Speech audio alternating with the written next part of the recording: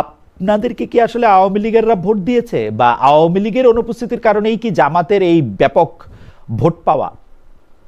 মোটেই না। আপনি আমার অনুরোধ থাকবে, আপনি যদি সুযোগ পান, দেশে কখনো আসেন, জি। ফিজিক্যালি আপনি একটু ভিজিট করবেন, সার্চ করবেন। আমার নির্বাচনী এলাকার উদাহরণই তো আমি দিতে পারি। আমার এলাকায় বিএনপি বিজয়ী হয়েছে, ভোটের ডিফারেন্স খুবই সামান্য। সেখানে উনি নিজেই, যিনি বিজয়ী হয়েছেন, তিনি ইন্টারভিউতে হিন্দু সম্প্রদায়ের ভাইরা যারা আমার এলাকার কিছু এলাকা আছে হিন্দু অধ্যুষিত, তাদের সমাবেশে উনি বলছেন, যেটা অনলাইনে এসছে, যে আপনাদের ভোটেই আমি এমপি হয়েছি, আপনারাই আমাকে এমপি বানিয়েছেন। অর্থাৎ ওখানকার আমার হিন্দু অধ্যুষিত এলাকায় সকলেই নৌকারি ভোটার, প্রায় দু একটা ব্যতিক্রম ছাড়া ব্যাপক ওখানে 1 লক্ষের উপরে আমার হিন্দু ভোটার আছে, তার ম্যাক্সিমামই তো ওনারা নৌকারি ভোটার ছিলেন। তো তারা সেই সব এলাকায় এটাই প্রচার করা হয়েছে, এবং আমার একটা ভুয়া অডিও ক্লিপ তৈরি করে হিন্দু অধ্যুষিত এলাকাতে প্রচারও করা হয়েছে, এবং মুখে মুখে বাড়ি বাড়ি বলা হয়েছে যে ক্লিয়ারেন্স এসেছে আওয়ামী লীগ থেকে। শেখ হাসিনা বলেছে ভোট এবার ধানের শীষে দিতে হবে, ধানের শীষে ভোট দিলে আওয়ামী লীগ নেক্সট পুনর্বাসিত হতে পারবে, নানান কথা ঘরে ঘরে একেবারে নির্বাচনের শেষ দিকে। এবং হিন্দু সম্প্রদায়ের যারা ধর্মীয় নেতৃবৃন্দ ছিলেন, আমরা এটাও খবর পেয়েছি শেষ 2-3 দিনে তারা সেসব এরিয়া সফর করে ক্লিয়ারেন্স দিয়েছে যে আমাদের সিদ্ধান্ত ভোট ধানের শীষে দিতে হবে। ফলে আওয়ামী লীগের ভোট তো ধানের শীষে গিয়েছে, এটা তো আমি নিজেই আমার এলাকার সাক্ষী, আর আপনিও খোঁজ নেবেন। ওকে, আমরা এটা দেখছি। এটা তো আর ব্যক্তিগত ভোটের বিষয়, ইন্ডিভিজুয়ালি ব্যক্তির চয়েসে কে কাকে 2-1টা ভোটের ব্যতিক্রম হতে পারে, দ্যাট ইজ অ্যানাদার থিংস। কিন্তু কমনলি একটা পরিস্থিতি, নির্বাচনের 2-3 দিন আগে তো এই মেসেজটা চারিদিকে ছড়িয়ে গেছে যে নৌকা মার্কার যেহেতু নেই, তো তাদের ভোটাররা ধানের শীষে তোমরা ভোট দাও, তাহলে আওয়ামী লীগের রাজনীতিকে রিভাইভ করা যাবে, তাদের মামলা মোকদ্দমা থেকে তারা রিলিফ পেতে পারবে। এই প্রচারণাটা ঘরে করা হয়েছে, এবং তারা ধানের শীষকে ভোট দিয়েছে। একটু জোট প্রসঙ্গে একটু আপনার কাছে একটু কথা বলবো, কিন্তু আমাদের একজন দর্শক সুমিত পল, উনার একটা মেসেজ দিকে আমার একটু নজর গেল। হায়াল্লাহ খালেদ, আপনি আবারও এসেছেন দেশে, এবার কাকে মেটিকুলাসলি হাইলাইটেড করার উদ্দেশ্যে এসেছেন? ভাই আমি নিউ ইয়র্কে। যাই হোক, আমি যে প্রশ্নটা করতে চেয়েছিলাম যে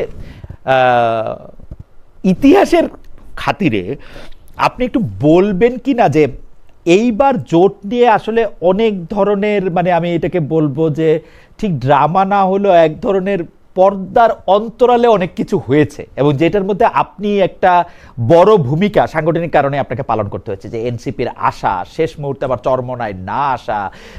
আমরা শুনেছি যে চরমোনায় অনেকগুলি পদ চেয়েছিল, আমরা শুনেছি যে এনসিপি আপনাদের কাছে 30টা পদ চাওয়ার পরে আপনারা এটাকে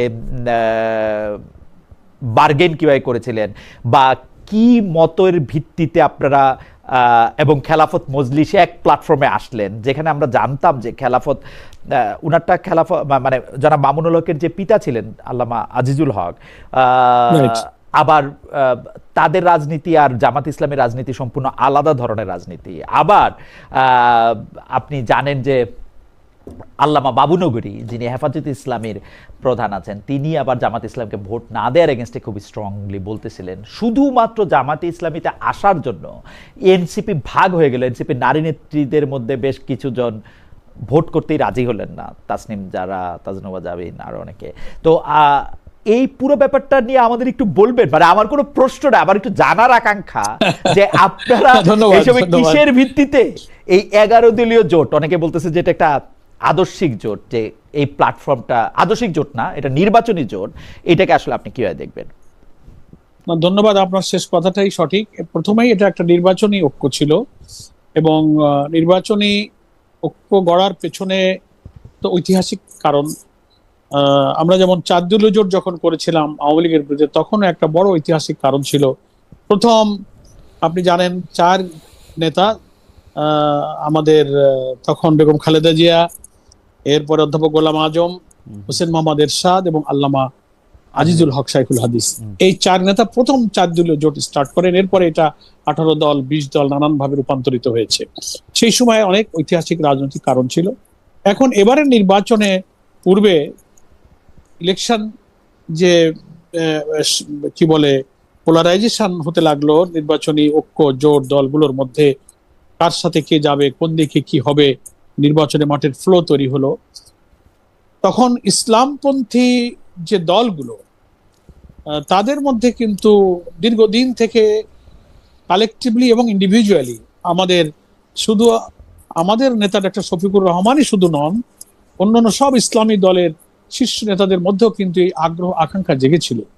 ইন্ডিভিজুয়ালিও কথা হচ্ছিল, কখনো কখনো কালেকটিভলি আনঅফিসিয়ালিও বসা হচ্ছিল যে আমরা কি করে এবারে দীর্ঘদিনের জনগণের আকাঙ্ক্ষা অনুযায়ী, যেহেতু একটা রেজিম চেঞ্জ হয়েছে, একটা ফ্যাসিবাদের থেকে গণতন্ত্রের উত্তরণের মধ্য দিয়ে যাচ্ছি, তো আমরা দীর্ঘদিন তো এদেশের আলেম ওলামা ইসলামিক স্কলার যারা এখানে একটা ইনসাফ ভিত্তিক ন্যায় ভিত্তিক কল্যাণ রাষ্ট্র আমরা গঠন করতে চাই, অন্তত নির্বাচনী একটা ঐক্য কি করে গড়া যায়, এই প্রচেষ্টা কিন্তু একেবারে 5ই আগস্টের পর থেকেই কিন্তু এই সূচনাটা হয়েছে। এবং এর প্রচেষ্টায় আমি বলবো যে সকল ইসলামী দলের সুন্দর ভূমিকা এবং অবদান ছিল, এটা অস্বীকার করার উপায় নেই। এবং তারই ফল হিসেবে শেষ পর্যন্ত ঐক্যটা কিন্তু প্রতিষ্ঠিত হয়েছে, আমাদের মধ্যে আন্ডারস্ট্যান্ডিং হয়েছে, দফায় দফায় আমরা বসেছি, আমাদের শীর্ষ নেতারা বারবার বসেছেন, এবং একটা আসন সমঝোতার ভিত্তিতে ভোটগুলো একটা জায়গায়, যেটাকে বলা হয়েছে ওয়ান বক্স সিস্টেমে যেতে পারে, সেই লাইনেই কিন্তু আমাদের আলোচনাটা এগিয়ে গিয়েছিল। শুধু ইসলামী আন্দোলন বাংলাদেশ, যেটা আপনি বলেছেন যে আসন বন্টন করতে গিয়ে কোনো একটা গ্যাপের কারণে ওনারা শেষ পর্যন্ত থাকতে পারেননি। আপনি বলেছেন যে 30টা আসন নিয়ে, না, আমরা তো শেষ পর্যন্ত 40টা আসন এবং তারপরেও কিছু প্লাস দিয়ে দেয়া হবে এই আলোচনা পর্যন্ত আমরা চলে গিয়েছিলাম। কিন্তু আনফরচুনেটলি সেখানে নানান দিক থেকে ইলেকশনের পোলারাইজেশন যখন হয়, তখন নানান দিক থেকে নানান ভাবেই কিন্তু কিছু উদ্দেশ্যমূলক ক্ষতি করার কিছু লোকও কিন্তু থাকে। তো এটা দুর্ভাগ্য, এটার জন্য আমরা আফসোস করেছি।